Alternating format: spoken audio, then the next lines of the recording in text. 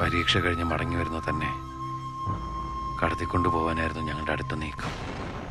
അത് വിജയിച്ചു. അന്ന് ബെൻസ് കേടായതും എൻ്റെ ടാക്സി കാർ ബ്രേക്ക് ഡൗൺ ആയതും തൻ്റെ മൊബൈൽ ഫോൺ കൊക്കയിലേക്ക് പോയതുമെല്ലാം മനഃപൂർവ്വമായിരുന്നു. രാമചന്ദ്രൻ സാറ് പറഞ്ഞ സ്ഥലത്ത് തന്നെ എത്തിക്കുക, അതായിരുന്നു ഞാൻ ഏറ്റ ജോലി. പക്ഷേ അയാൾ തന്നെ കൊല്ലാൻ ഏൽപ്പിക്കുമെന്ന് ഞാൻ കരുതിയില്ല. ആ ദൗത്യം ഞാൻ അപ്പം ഏറ്റെടുത്തില്ലായിരുന്നെങ്കിൽ അതെൻ്റെ കൂടെ ഉള്ളവർ ചെയ്യുമായിരുന്നു. അതിനുശേഷം എങ്ങനെ തന്നെ രക്ഷിക്കുമെന്നായിരുന്നു എൻ്റെ ചിന്ത. എൻ്റെ കൂട്ടുകാരെ കബളിപ്പിച്ചിട്ടാ ഞാൻ തന്നെ കൊണ്ട് ആ കൊക്കയിലേക്ക് എടുത്ത് ചാടിയത്. എന്തിനാ അവരെന്നെ? ഞാൻ എന്ത് തെറ്റാ അവരോട് ചെയ്ത്? എനിക്കറിയില്ല.